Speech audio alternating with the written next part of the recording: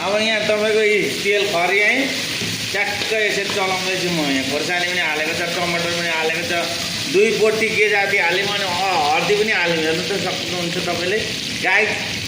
टमाटर यतिको खरियो हेर्नु त गाइड। यहाँ हरियो खोर्सानी पनि हल्का हालेको छ। अनि धुले खोर्सानी मसला सबै कुराहरू हालेर यो तेलमा खर्याउने ट्याक्क ट्याक्क ट्याक्क हेर्नु सक्नुहुन्छ तपाईँले।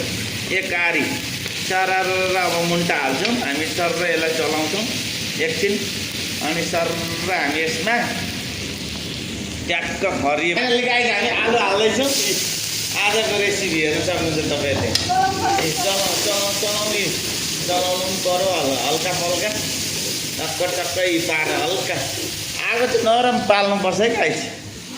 आगो डढ्छ फेरि नभए मिठो हुँदैन अलिक। सबै कुरा हालिसक्यौँ है यहाँ फाइनल्ली। अब मुन्टा आलु खरिएपछि मुन्टा हाल्छौँ है हामी फाइनल्ली।